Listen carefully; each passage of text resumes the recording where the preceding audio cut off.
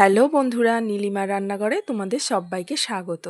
তো আজকে আমি কিন্তু তোমাদেরকে বানিয়ে দেখাবো বাড়িতে কিভাবে তোমরা সহজে কয়েকটা উপকরণ দিয়েই বানিয়ে ফেলতে পারো সন্ধ্যের জলখাবারে দারুণ স্বাদের চিকেন কাটলেট।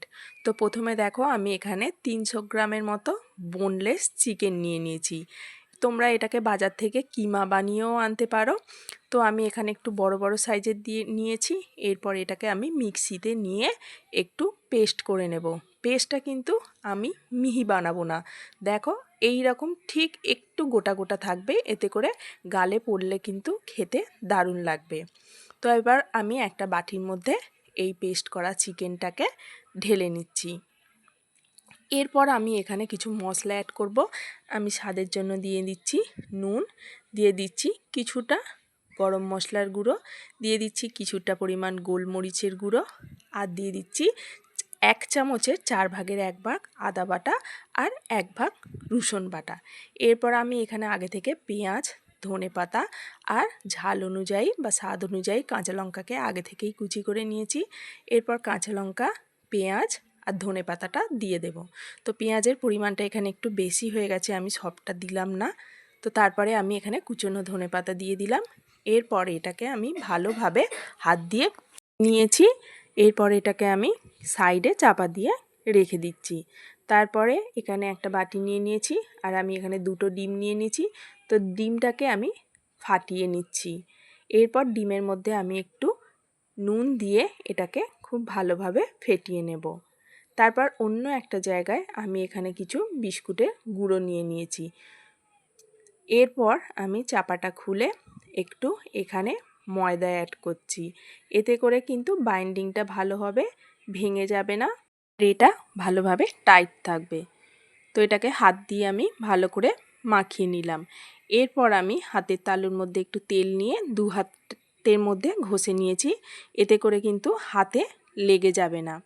তো হাত দিয়ে প্রথমে এটাকে একটু এইরকম গোল করে তারপরে হাতের চেটোর মধ্যে রেখে ঠিক এই রকমভাবে শেপ করে নিতে হবে। তো দেখো, প্রথমে আমি এই রকমভাবে শেপ করে নিচ্ছি। এটা কিন্তু খুব ধৈর্য ধরে বানাতে হবে, কারণ ভালো জিনিস খেতে গেলে একটু ধৈর্য ধরে এটাকে করতেই হবে। তো এটাকে দেখো আরেকটাও আমি একইভাবে বানিয়ে নিয়েছি। প্রথমে আমি এই দুটোকে বানিয়ে তোমাদের দেখাচ্ছি, পরে আরও যেগুলো আছে সেগুলো বানিয়ে নেব। তো এরপর একটা হাতে নিয়ে এরপর এটাকে ডিমের গোলাটার মধ্যে চুবিয়ে নিয়েছি। এটাকে আমি ভালো করে বিস্কুট গুঁড়োর মধ্যে মাখিয়ে নেব। তো গুঁড়োগুলোকে এইভাবে একটু চেপে চেপে দিয়ে কিন্তু এটাকে বানিয়ে নিতে হবে। এরপর এটাকে ভালোভাবে শেপ করে নিতে হবে।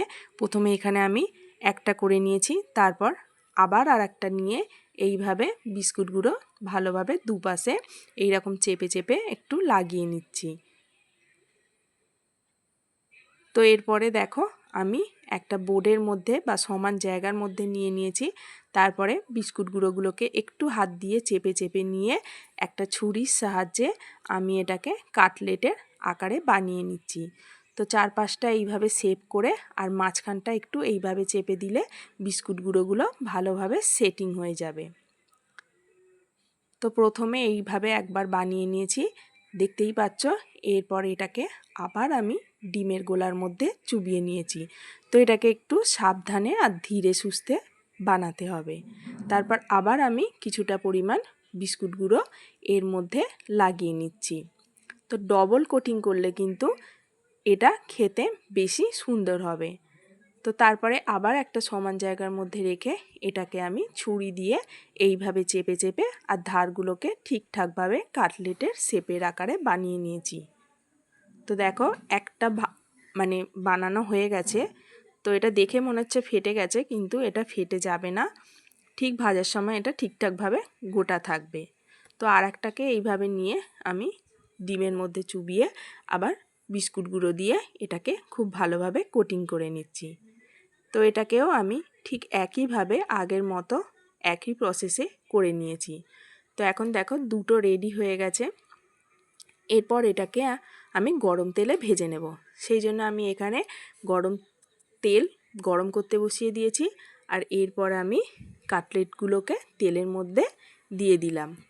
এবার এটাকে একটু মিডিয়াম ফ্লেমে রেখে ভাজতে হবে। হাই ফ্লেমে রেখে ভাজলে ওপরটা ভাজা হয়ে যাবে, নিচেটা ভাজা হবে না, মানে ভিতরটা ভাজা হবে না। তো ধীরে ধীরে ভাজতে হবে। এরপর দেখতেই পাচ্ছ কতটা সুন্দর কালার চলে এসছে। তো এইভাবে আস্তে আস্তে আমি ভেজে নিয়েছি। তো অবশ্যই গ্যাসের ফ্লেমটাকে আমি মিডিয়ামে রেখেছি। এরপরে দেখো এখানে বানানো হয়ে গেছে, আমি তেল ঝারিয়ে তুলে নিচ্ছি। তো তারপর একই প্রসেসে আমি আরও দুটো বানিয়ে রেখেছিলাম, সেইগুলো তেলের মধ্যে ছেড়ে দিচ্ছি। রেসিপিটা একবার বানিয়ে খেয়ে দেখো, পুরো দোকানের মতোই স্বাদ আসবে, অথচ খুব সামান্য কিছু উপকরণ লাগবে। তো এর এক পিঠ হয়ে গেছে, খুব সাবধানে আর একটা পিঠকে উল্টে দিতে হবে, আর একটু তেল নিয়ে ওপর দিকে এইভাবে ছড়িয়ে দিতে হবে। তো সাবধানে উল্টে দিলাম। এরপর মিডিয়াম ফ্লেমে আমি আরও কিছুক্ষণ সময় ধরে ভেজে নিয়েছি। তো এইগুলো হয়ে গেছে। এরপর আমি ভালো করে তেল ঝারিয়ে এগুলোকে তুলে নিয়ে পরিবেশন করলেই রেডি হয়ে যাবে কিন্তু চিকেন কাটলেট। তোমরা এটা একবার বানিয়ে খেয়ে দেখো, একদম দোকানের মতোই স্বাদ আসবে। তো ভাজা হয়ে গেছে, এরপর আমি তুলে নিচ্ছি। তারপর তোমাদের সামনে প্লেটের মধ্যে পরিবেশন করে দেখাচ্ছি। দেখো আমি এখানে 3টে কাটলেট নিয়ে নিয়েছি, আর এটা জন্য কিছুটা পরিমাণ পেঁয়াজ কুচো আর কিছুটা টমেটো সস নিয়ে নিয়েছি। তোমরা চাইলে এটাকে কাসুন্দি দিয়েও খেতে পারো। তো খুব সুন্দর হয়েছে আর খুব টেস্টি হয়েছে, আমি নিজে বলছি, একবার বানিয়ে তোমরা খেয়ে দেখো।